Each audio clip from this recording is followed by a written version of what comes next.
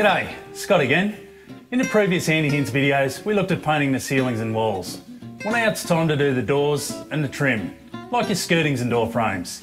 They say the devil's in the detail. I'll show you how to get that detail right.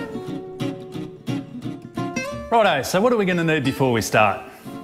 We need a bit of gap filler, our Haymes tri-coat, some low-tack masking tape, a hand sander and a sanding block, a roller tray, a roller with a sleeve, 4mm, just for those smooth jobs, a dust mask, a 63mm cutter, and our Haymes Ultra Trim.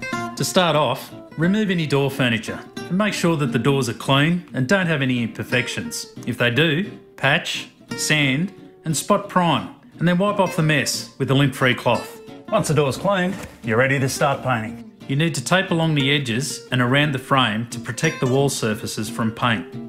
Here's a quick tip. With the latest technology acrylic trims, you don't have to buy that smelly old enamel anymore. Haymes Ultra Trim, for example, has a very low odour, so there's no nasty fumes to keep you out of your home while it dries. And speaking of drying, the acrylic trim is quicker to dry, so you can get your second coat on sooner and the job's finished faster. Plus, with Haymes Ultra Trim, your brushes easily wash up in water. Righto, let's go. Begin with brushing the edges of the door, making sure that no paint is applied to the face of the door. If so, wipe off the excess with a damp cloth. Proceed by cutting in the recess of the panels, being careful to watch out that runs don't develop in the bottom edges of the recesses from build-up of paint. Load your roller as previously described. Because this is a smooth face door, we can finish it with a 4 to 5mm gloss roller.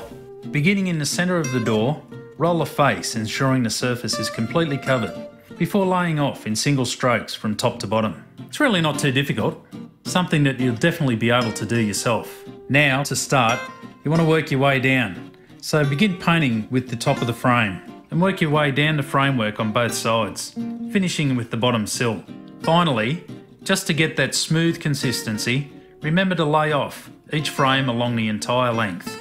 Again, do this by going back over the paint in an up and down motion, with each stroke covering half of the area of the previous stroke. And that should do it. Now we've covered everything. Done the walls, the ceiling, doors and the frames. Geez, they're looking good. So just to recap, to get those doors and frames looking top notch, this is what you're going to need.